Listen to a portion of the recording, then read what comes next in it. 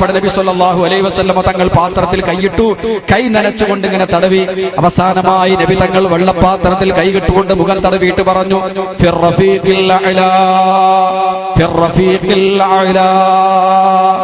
ഉന്നതനായ സുഹൃത്തിന്റെ അടുക്കലേക്ക്, സർവാധിരാജനായ റബ്ബാണ് റഫീഖുൽ അഅ്ലാ, ഏറ്റവും വലിയ റഫീഖ്, ഏറ്റവും വലിയ കൂട്ടുകാരൻ, എന്റെ ഏറ്റവും വലിയ കൂട്ടുകാരനായ റബ്ബിന്റെ അടുക്കലേക്ക്, റബ്ബേ ഫിർ റഫീഖിൽ അഅ്ലാ, ഫിർ റഫീഖിൽ അഅ്ലാ എന്ന് പറഞ്ഞു. പ്രവാചകന്റെ ഇടത്തെ കൈ ഇങ്ങനെ നീട്ടിപ്പിടിക്കുകയും വലത്തെ കൈ വെള്ളത്തിലേക്ക് വീഴുകയും ചെയ്തു. അതോടുകൂടെ പ്രവാചകർ ഈ ലോകത്തോട് വിട പറയും. പ്രവാചകന്റെ അവസാനത്തെ നിമിഷം അതായിരുന്നു. ഈ സംഭവം നടക്കുമ്പോൾ ആയിഷ ബീവിന്റെ മാറിടത്തിലാണ്. ആയിഷ ബീവി പറയുന്നു, എന്റെ താടിയെല്ലിന്റെ താഴെ നെഞ്ചെല്ലിന്റെ മുകളിലായിട്ടാണ് പ്രവാചകന്റെ റൂഹ് പോയത്. ഞങ്ങൾ അമ്പരന്നു. പിന്നെ ആരാണ് പ്രവാചകനെ എടുത്തത്, കിടത്തിയത്? അത് മലായിക്കത്തായിരുന്നു. കാരണം ഒരൊറ്റ പുരുഷൻ ആ സമയത്തില്ല. അന്ന് സുബഹിക്ക് അള്ളാന്റെ റസൂലൊന്ന് നോക്കി ചിരിച്ചു. ആ ചിരി കണ്ടപ്പോ ആണുങ്ങളൊക്കെ കരുതി നബിക്കെല്ലാം സുഖമായി എന്ന് കരുതി കുറെ ദിവസമായി മദീന പള്ളിയിൽ ചുറ്റിക്കറങ്ങിയ സഹാബത്ത് അബൂബക്കർ സിദ്ദീഖ് അടക്കം ഒന്ന് അങ്ങോട്ടും ഇങ്ങോട്ടും ഒക്കെ പോയി. ആ സമയത്ത് ളുഹ നമസ്കാരം ഒരു 9 മണി 10 മണിന്റെ ശേഷം 11-12 മണിന്റെ ഉള്ളിലായിട്ടാണ് നബി സല്ലല്ലാഹു അലൈഹി വസല്ലമ തങ്ങളുടെ വഫാത്ത് നടക്കുന്നത്. സൂര്യൻ ചൂട് പിടിച്ചു വരുന്ന സമയത്താണ് നബി തങ്ങളുടെ വഫാത്ത് നടക്കുന്നത്. അന്ന് ആരും പുരുഷന്മാരില്ല. ആയിഷ ബീവി പറയുന്നു, കുറച്ചു കഴിയുമ്പോൾ എന്റെ മടിത്തട്ടിൽ നിന്ന് താങ്ങിയെടുത്ത് പ്രവാചകനെ കിടത്തിയിരിക്കുന്നു. എന്റെ ഒരു പുതപ്പ് കൊണ്ട് പ്രവാചകനെ പുതപ്പിച്ചിരിക്കുന്നു. അത് മലായിക്കത്താണ് ചെയ്തത്, എനിക്ക് ഉറപ്പാണ്. വേറെ പുരുഷന്മാർ അവിടെ ഉണ്ടായിരുന്നില്ല. ഞങ്ങളത് ചെയ്തിട്ടില്ല. പ്രവാചകന്റെ മൗത്തിന്റെ സമയത്തുള്ള എല്ലാ കാര്യങ്ങളും ചെയ്തത് മുഖറബായ ജിബ്രീൽ അവിടെ തന്നെ ഉണ്ടായിരുന്നു. അസ്രായിൽ അവിടെ തന്നെ ഉണ്ടായിരുന്നു. ജിബ്രീലും മീകായിലും കൂടിയിട്ടാണ് ഈ കാര്യങ്ങളൊക്കെ നിർവഹിച്ചത് എന്ന് ആയിഷ റളിയല്ലാഹു അൻഹ പറയും. ഈ വാർത്ത പുറത്തറിഞ്ഞു. ചില സ്ത്രീകളുടെ കരച്ചിൽ വന്നു. അങ്ങനെ ആളുകൾ ഓടിക്കൂടി. ബുദ്ധി നഷ്ടപ്പെട്ടു. മഹാനായ ഉമറുൽ ഫാറൂഖ് റളിയല്ലാഹു തആല കടന്നു വന്നു. ആരോ പറഞ്ഞു പ്രവാചകൻ വഫാത്തായി.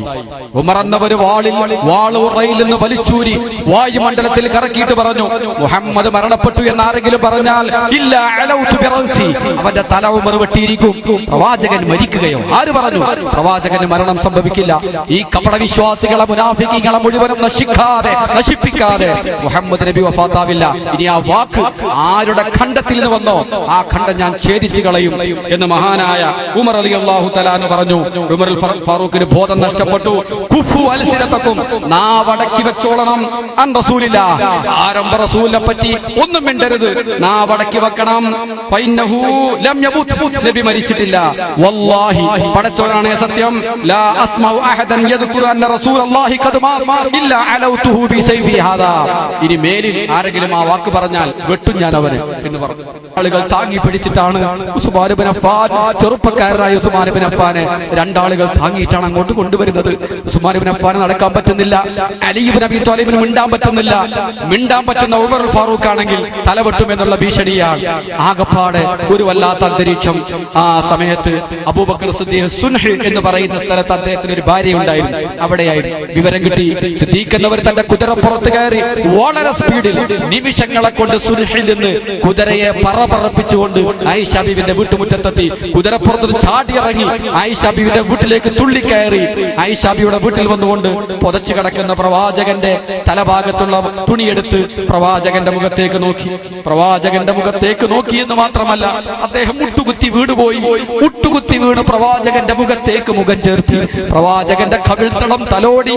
പ്രവാചകന്റെ മുഖം മുത്തി മണത്ത് ചുംബിച്ച് മഹാനായ സിദ്ദീഖ് പറഞ്ഞു, ബി അബി അൻത വ ഉമ്മി യാ റസൂലല്ലാഹ്, നബിയേ, എന്റെ വാപ്പയും ഉമ്മയും അങ്ങേക്ക് ദണ്ഡമായിരിക്കട്ടെ നബിയേ, അങ്ങേക്ക് ബലിയായിരിക്കട്ടെ നബിയേ.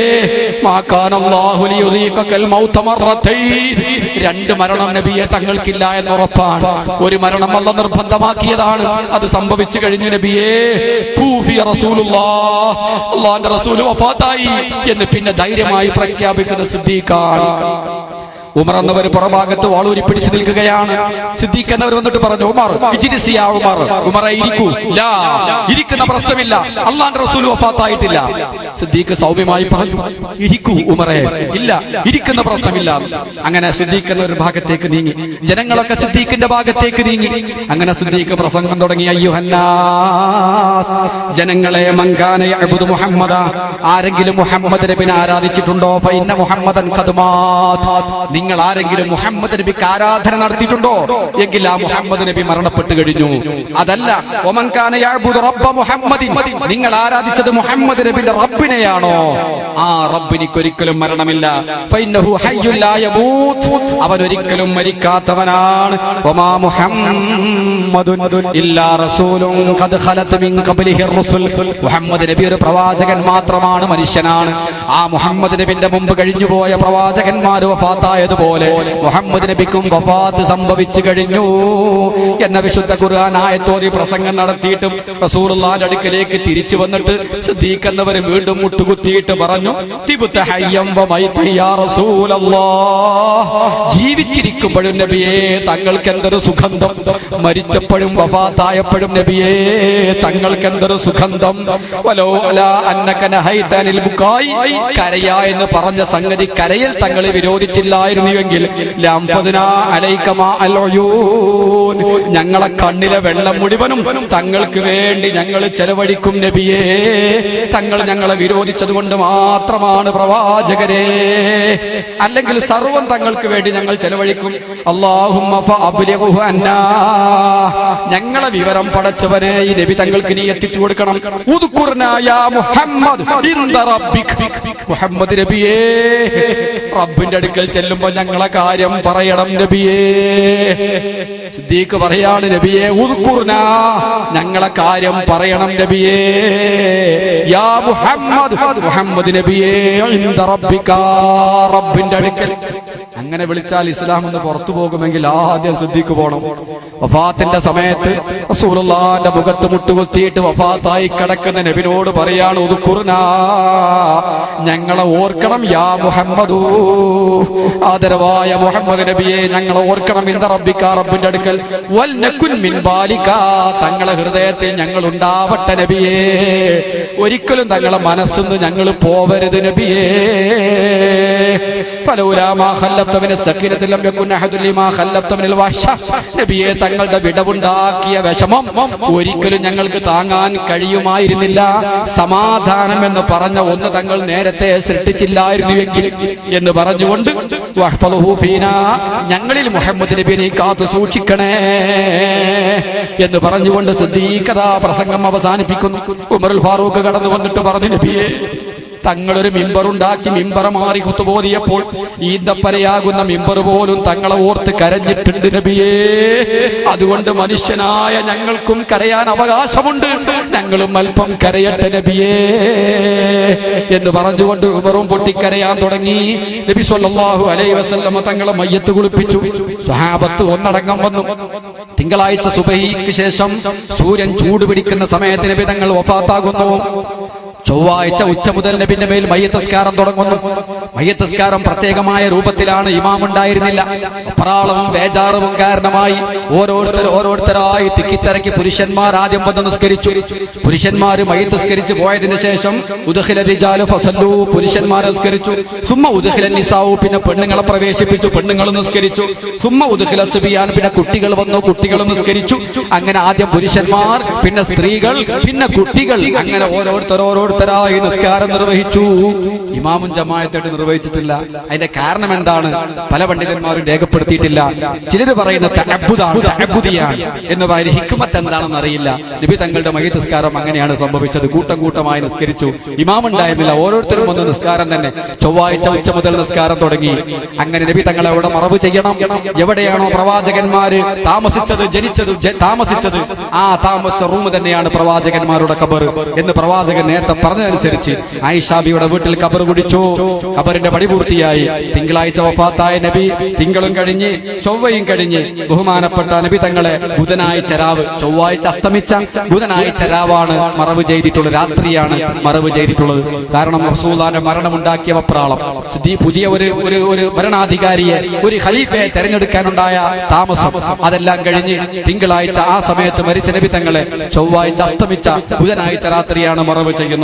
ബഹുമാനപ്പെട്ട ഫാത്തിമ മറവ് ചെയ്ത ഉടനെ പ്രവാചകന്റെ ഖബറിലേക്ക് വന്നു. എന്നിട്ട് പ്രവാചകന്റെ ഖബറിൽ നിന്ന് ഒരു പിടി മണ്ണ് വാരി, എന്നിട്ട് ആ മണ്ണ് ചുംബിച്ചു. എന്നിട്ട് പറഞ്ഞു, അനസേ അത്വാബതു അൻഫുസുകും മൻ തഹ്സു അലാ റസൂലില്ലാഹി തുറാബ, അല്ലാഹുവിന്റെ റസൂലിനെ ഖബറിൽ വെച്ച് മിന്നാ ഖലഖനാകും എന്ന് പറഞ്ഞു. പ്രവാചകന്റെ ശരീരത്തിലേക്ക് മണ്ണ് വാരിയിടാൻ നിങ്ങൾക്ക് എങ്ങനെ സാധിച്ചു? നിങ്ങൾ എത്ര സ്നേഹിച്ചിരുന്നു ആ പ്രവാചകനെ ഖബറിൽ വെച്ചിട്ട് മിന്നാ ഖലഖനാകും വഫീഹാ നുഈദുകും വമിന്നാ നുഖ്രിജുകും താറത്തൻ ഉഖറാ എന്ന് പറഞ്ഞ് മണ്ണ് വാരിയിടാറുണ്ട്.